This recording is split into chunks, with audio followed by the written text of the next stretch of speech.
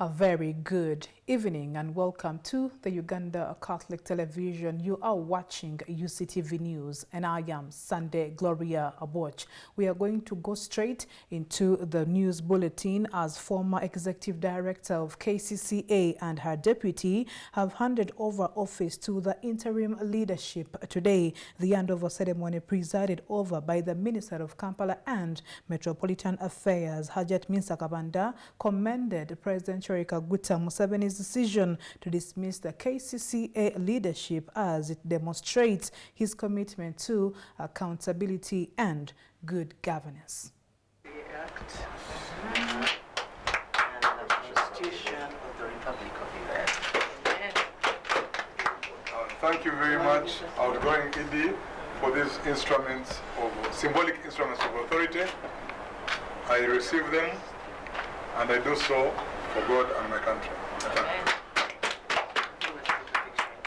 Today it has been a handover ceremony of KCCA, outgoing staffs, the director of KCCA, the deputy director and the director public health.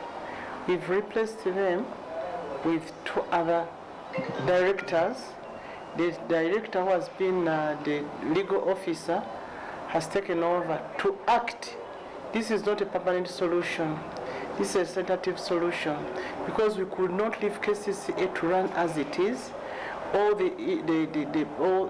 could not operate. All the operations at KCCA were at stall, so we could not wait for the advertisement. One thing, we have advertised, but secondly, we have also put up some people whom we thought are somehow substantive to replace those outgoing directors. We sat with the head public service, we sat with the PS Kampala ministry, my undersecretary, my state minister, and we resolved like that. So we have replaced Mr. Rusa, Francis Nyakana, to be the acting executive director until further guidance from the president. Then you have also replaced Mr. Robert Noela as the deputy director of KCCA tentatively, and you have also replaced Dr. Zarango Sara as the director, the acting director of public health. They have already handed over the offices. I think you've seen the ceremony, and I want to thank the outgoing directors. Yes, we've been with them for over 4 years. They have played their role. They have done what they could, and this time we are going to test these ones who have just received the offices. We are not going to sit here. We are going to meet department by department. We have challenges in markets. We have challenges in roadworks. We have challenges in infrastructure. We have challenges in hospitals, schools, or government schools. So we are going to divide ourselves. We sit in KCCA, we meet all the directors, director by director, the deputy and the director, and they give us reports, verbal reports, then we get written reports, and we've told them that they will be reporting daily in our ministries. So that means we're not going to sit here next week. The whole of next week, we shall be meeting morning, evening, meeting the directors. Then we don't want to repeat the same mistakes. And I regret why they did not inform us about that issue of Chitezi. Yes, we went there. We visited Chitezi before the heavy rains. We advised, and they also advised. But when they saw there was a crack, they did not inform our ministries that there was a crack in Chitezi. That's why that incident happened. We are sorry on behalf of Ugandans of what happened. Of course, you cannot replace a human being, but we are going to try our level best to see that they get better homes. And I know government is working hard to make them settle somewhere according to the program. Former leader of opposition in Parliament and current Parliamentary Commissioner Matthias Mpuuga is set to seek leave of Parliament next week to present 3 key bills aimed at reforming Uganda's electoral laws. During a press briefing in Parliament, Mpuuga revealed that the proposed legislation includes restoring presidential term limits, establishing an upper house, and reducing the size of Parliament. These reforms, according to Mpuuga, are intended to address long-standing concerns over the country's political structure and governance system. One of the key areas for the constitutional amendment is restoration of term limits. We've spoken about that variously. Is something that I think has bedeviled this nation. Term limits were the minimum consensus of the 95 Constitution. Remember, the predicate of that Constitution was to give this country a chance for the very first time in our history to change leadership through a free and fair process. Because the major failure of the 1967 Constitution was failure to enable the country to transition. I'm proposing that instead of having county MPs, we shall have a directly elected member of parliament for each district. Can be a man or a woman, it doesn't matter. So currently you'll have only 146 directly elected members of parliament. Okay? Then we shall retain the women members of parliament.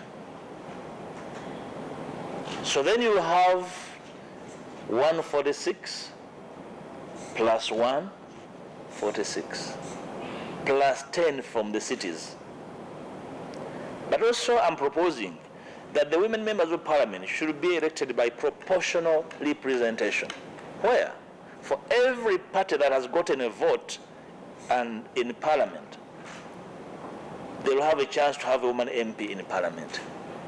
If you are NUP and you get 50% of the national vote, you should have 50% of the women in parliament.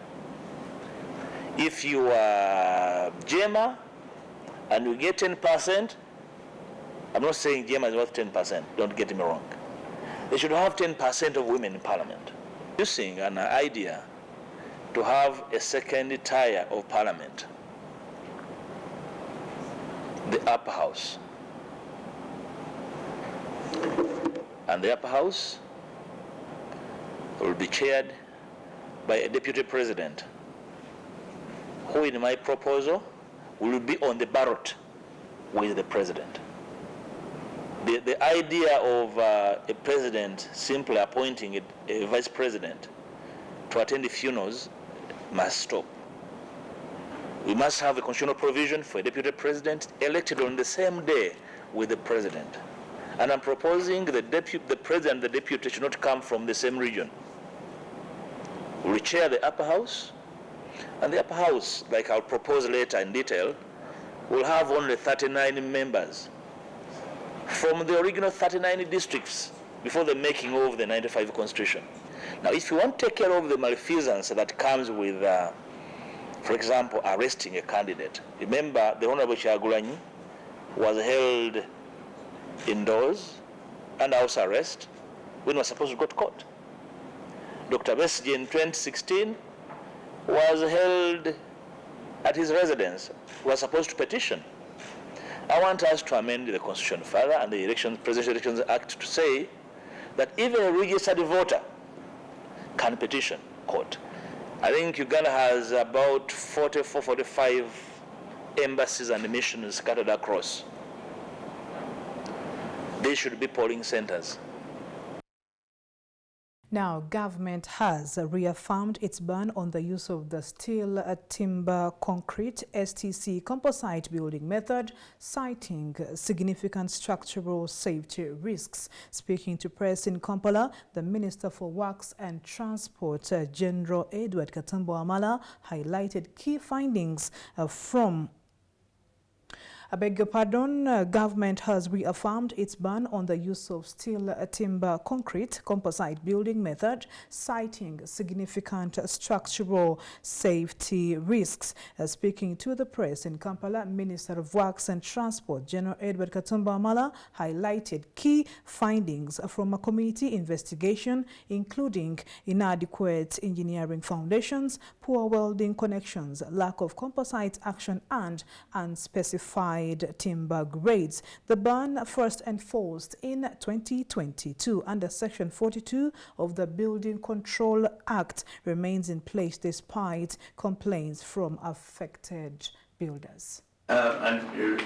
Which is supported by steel beams, and the timber used are typically, as you had, 100 by 100 and spaced at that interval of 600 millimeter interval.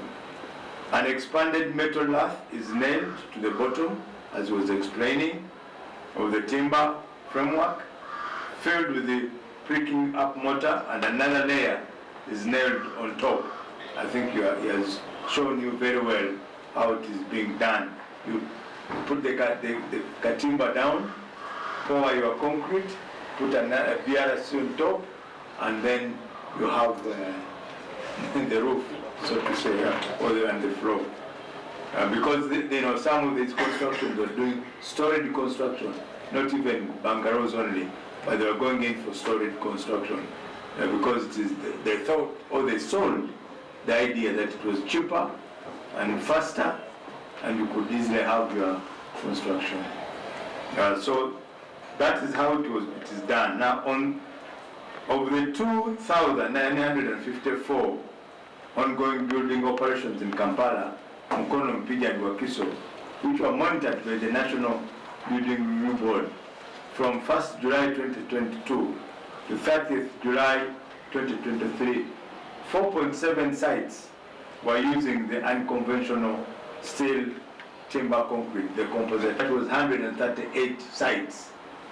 So if in terms of safety, the safety threat was at all those 138 sites if no action had been taken.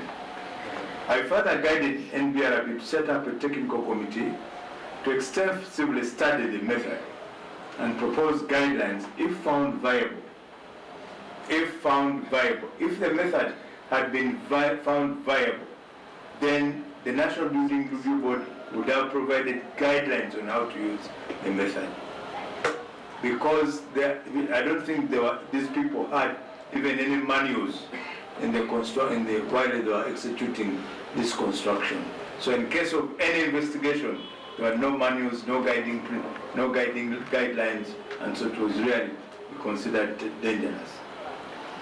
May appoint a consultant, because they may not have the technical know-how within the committee. They may appoint a consultant to report on whether the standard of durability and stability of the structures are equal to the standards imposed by the code, unquote. So the code is already there. It's not being manufactured, it's already there. So the building control, the building committee only supervises and ensures that the code is being followed. The Building Control Act of 2013 established the building committees at each local and urban authority. So I know that many of you here are also constructing. Now, in a bid to reduce road accidents in Uganda, the Uganda Catholic Television has donated reflector jackets to border riders in Kasese district. The station manager, Uctv, Reverend Father Augustine Masereka, emphasized the importance of wearing reflector jackets while handing them over to riders in Kasese town following the traffic authorities' call for enhanced road safety guidelines.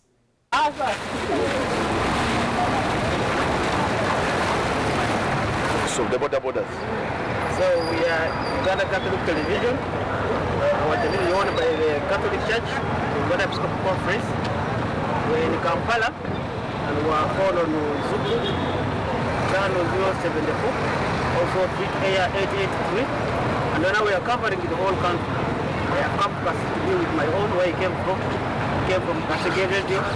So about these reflectors, for my brothers and sisters, so that we feel together and work together. So here I place one of my sisters, one of the pictures that have been given by Uganda Catholic Television.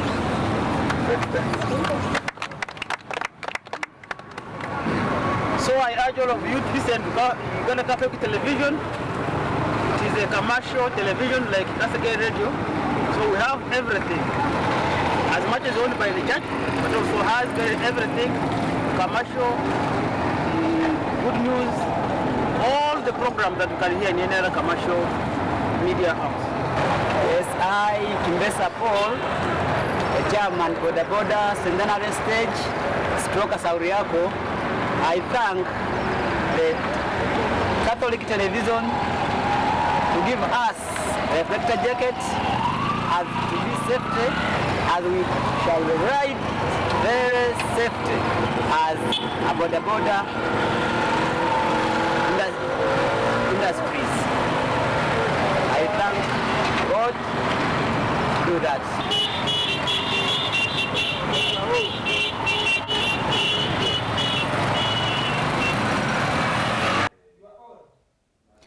Kampala City Traders Association Kasita has officially launched the 2024 edition of its prestigious awards set to take place on October 26th at Didi's World in Kansanga. According to the Kasita chairman, Thaddeus Musoke Nagenda, the awards aim to recognize and honor outstanding businesses that have demonstrated exceptional service and commitment to delivering top quality products to their customers.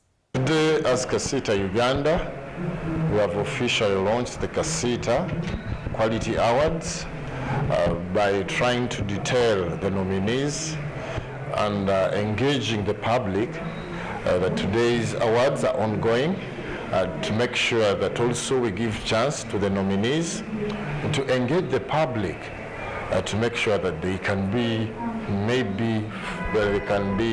selected to take the final award. So with this category of the nominees, we are giving more chance for the public to know who were nominated, and then the procedure which can be used in voting. Because we need the voters, we need the public to decide who is the best, which company can qualify to be the best during these awards. We're having a special, shall have special consideration to the traders who have tried to diversify, even who have totally complied with some regulations. I think that one favors the traders, and even to find possible partners, so that even you can position your market share. So with this nomination, we considered all that. We are using our administrative structures, and even the contracted research companies doing it countrywide. So with this, we think that all regions have been fully represented. I appreciate Kasita so much for giving us an award last year for quality. Even now, they have again nominated us, but I'm not surprised because we have tried our level best to make quality.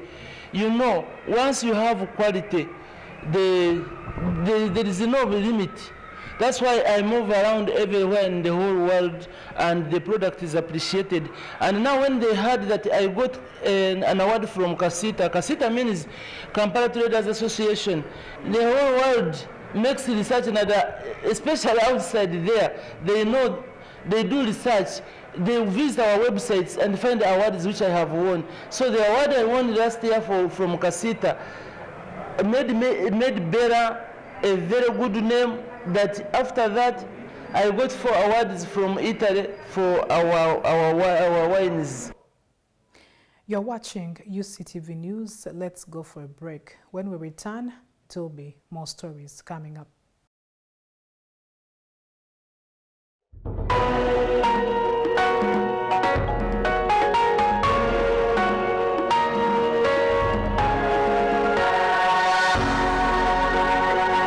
Uctv, good news for all. Welcome back from that short break. This is our second segment of the UCTV News with me, Sunday Gloria Aboch. Dr. Rodin Tamukede, an ear specialist from Hear His Voice Uganda, has outlined effective solutions for overcoming hearing disorders, emphasizing the transformative role of modern hearing devices.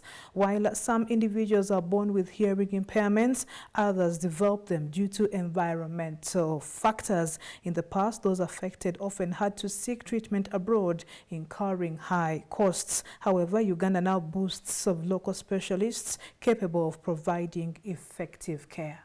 Hearing loss resolved by the introduction of modern hearing gadgets. Rodin Tamukede, an ear doctor from Hear His Voice Uganda, has highlighted the possible ways one can overcome a hearing disorder. I was born without ears, as you're seeing me, and through the help of technology, that is cochlear, I'm able to hear.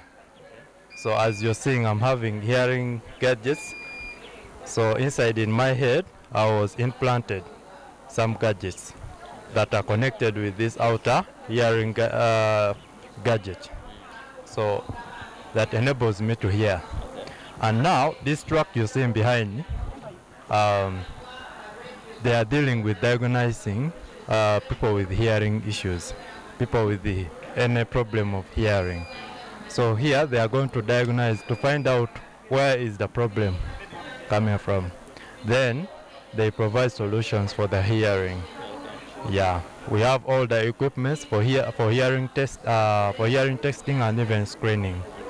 Yeah, so if the patient is really in need of the hearing gadget, as you're seeing on the sticker. Yeah.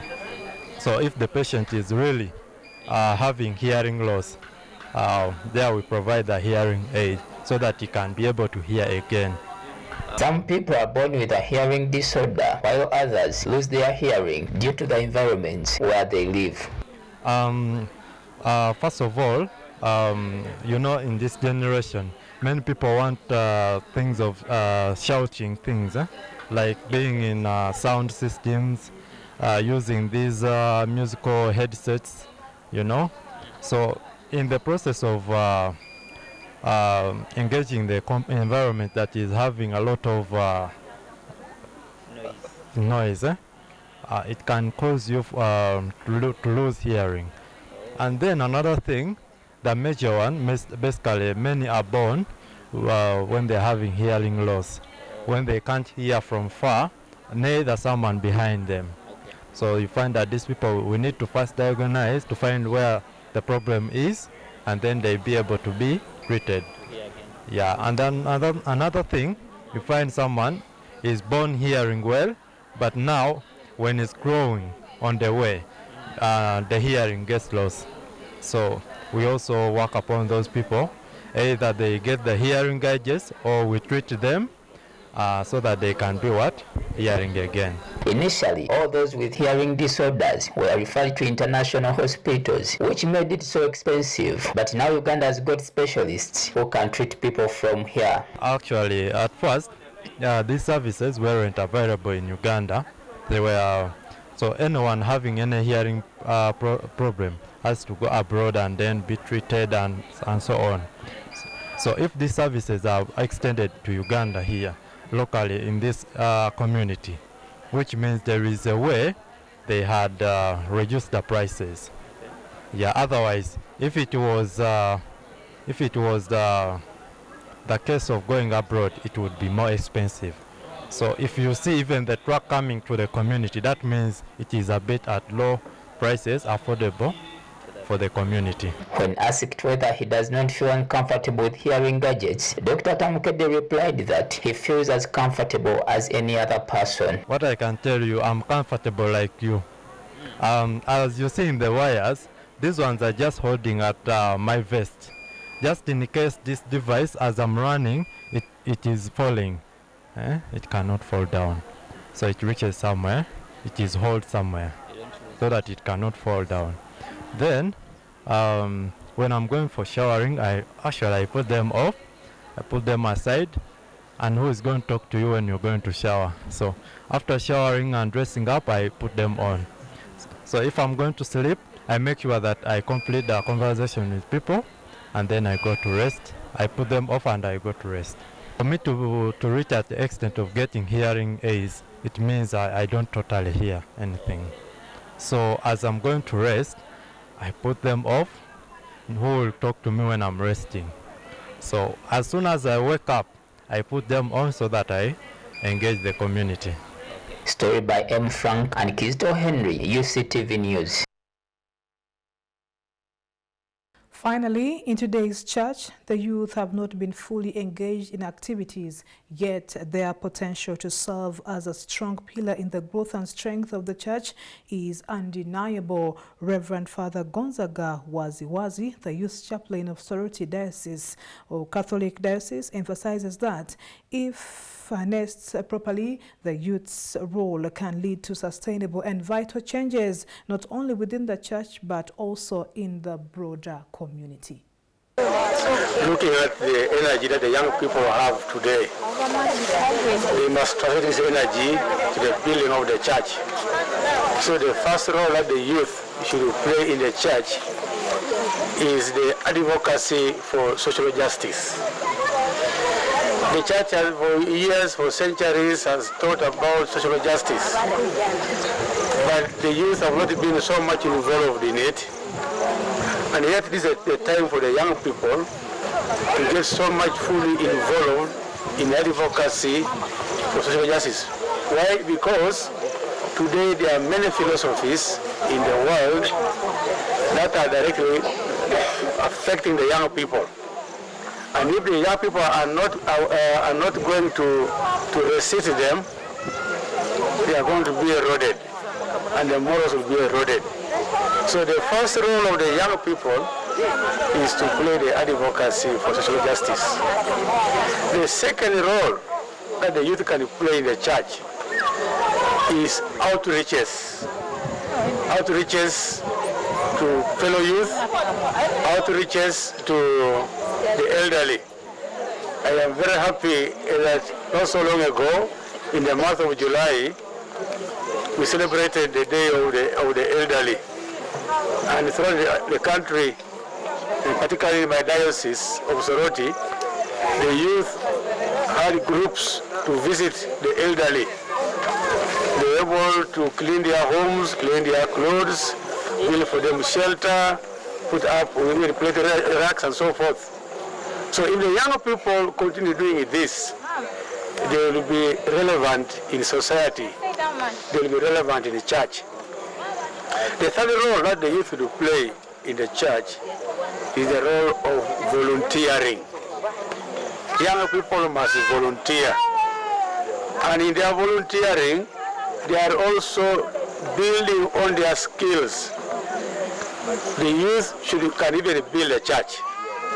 If they volunteer to make bricks, to burn them, if they volunteer to sweep the church, if they volunteer to distribute probably food and relief items to the needy, that will be very, very, very good and vital